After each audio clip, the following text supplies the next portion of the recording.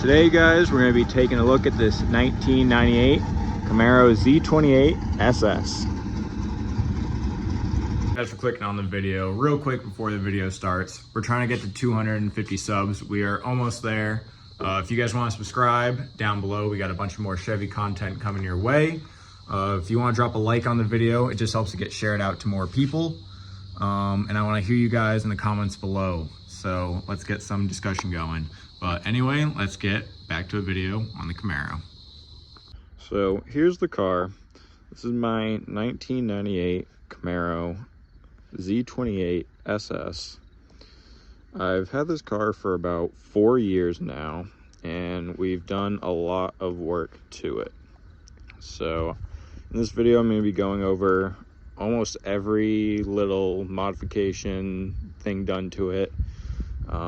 We'll start with the outside, work our way to the interior, and then pop the hood. If you guys want to see some more videos on this car, check them out. We have some videos posted as well as a bunch of YouTube shorts. We're also on TikTok and Instagram, LSXTom everywhere. But without further ado, let's get right into it. So starting here in the front, we have the blacked out Whistler style headlights. We also have some LED bulbs in there. Coming down to the turn signal, we have a tinted out turn signal, and the lower fog light is also switched to LED. The front grille here, I'm not sure if this is an SS option for all cars. This car didn't come with it. It came with the plastic Camaro front grille, so I picked this SS front grille up off of Marketplace.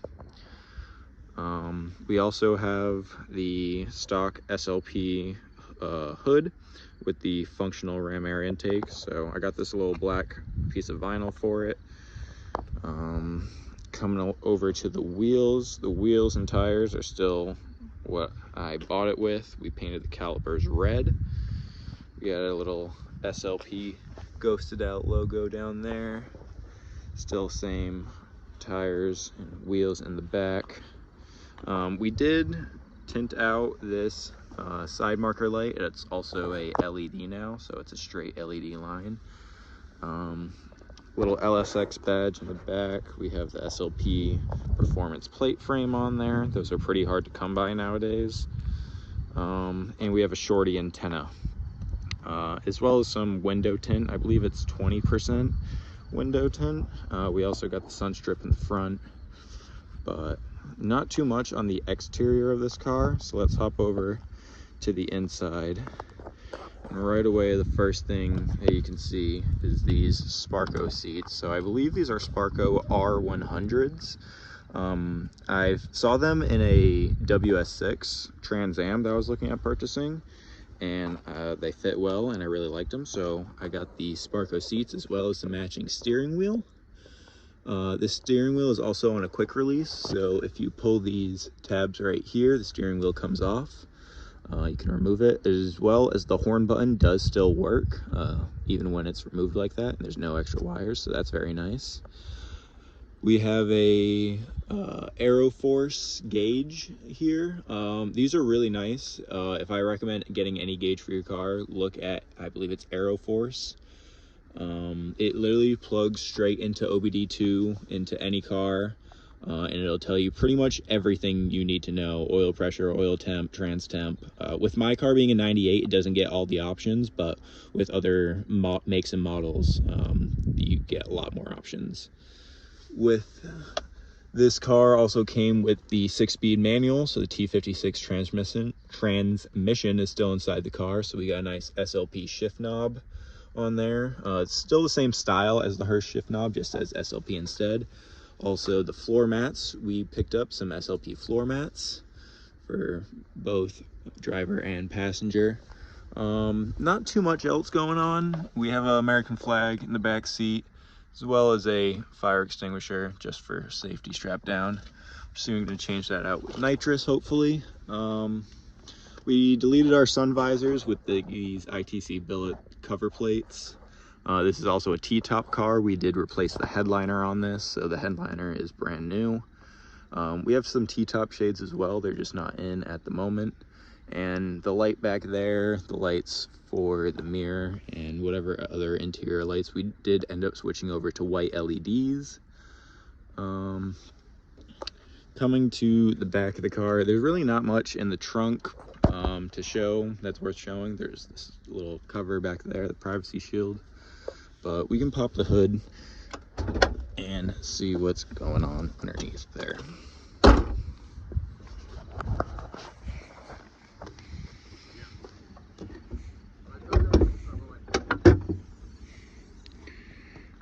Alrighty, so the block is still the stock LS1 block that came in the car, but it's heavily modified. We have the LS6 intake manifold on top, as well as some 243 heads.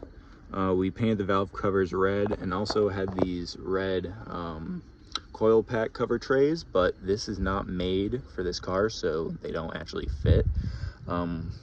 So we're working on that, but we have some red MSD plug wires. We changed out to spark plugs. We have some long tube headers down there connected to a Y pipe that goes to a straight pipe, which has an electric cutout actually that I forgot to show you. On the inside here, we have a button for the electric exhaust cutout. We have some other buttons as well, but they're just not hooked up yet. So it goes to the headers, long tube headers, Y pipe, single pipe cutout, and then goes back to the factory exhaust with the quad tips. You can see the headers down on this side as well. We still have the stock throttle body and mass airflow sensor. We have an SLP mass airflow sensor that's larger, as well as a Holley Sniper throttle body at home ready to install. We have an LS1 Motorsports air lid, I think K&N filter underneath there, just a Walmart battery. We cleaned up the engine bay, got rid of all the PCV stuff, all the wires that ran over here and on both of the strut towers we removed. Got this little engine ECU cover. We still have traction control. I relocated the traction control to move it back there instead of over here. We also deleted the AC on this car and never worked to begin with, so we ended up getting rid of it. The washer fluid reservoir is ginormous on this car, so if anybody has a link for a smaller washer fluid reservoir for these, please drop it in the comments below. Painted the hood latch. Painted a lot of little parts in here that were like rusty, just painted them black to match.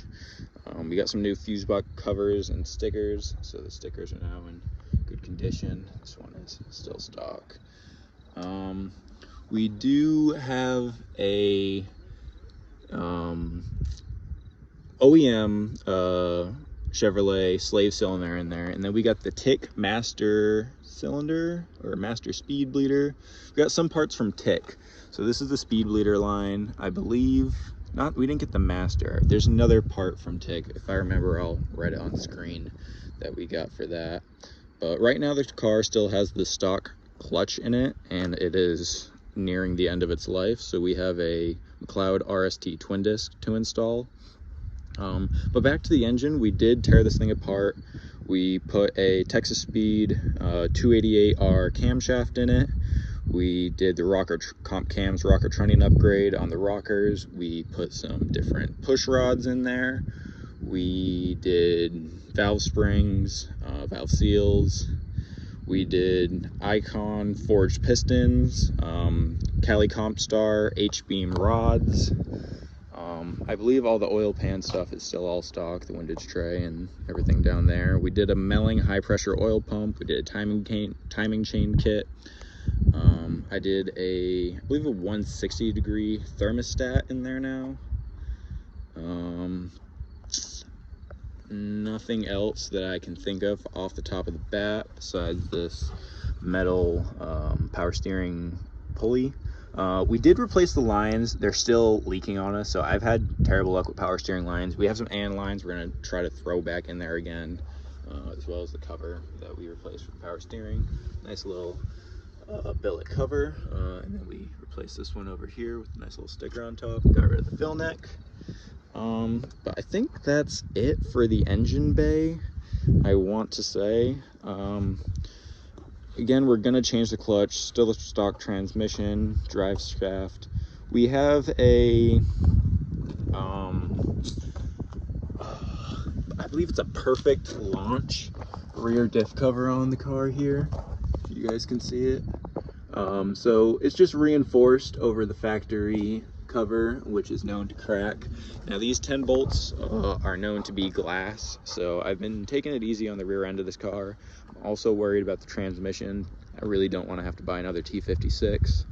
But the last dyno sheet we made with just intake, headers, and a cam was 400 wheel horsepower, and that was like on a 100-degree day. So we haven't been back to the dyno yet. We will once we get done installing a few more parts. But if you guys want to see a dyno video, please subscribe. If you want to see more content on this car in general, stay tuned. But I think that's all we have for now, guys. If you guys like the car, drop it in the comments. Drop a like on the video. Thank you guys for watching. And yeah, thanks guys. Peace.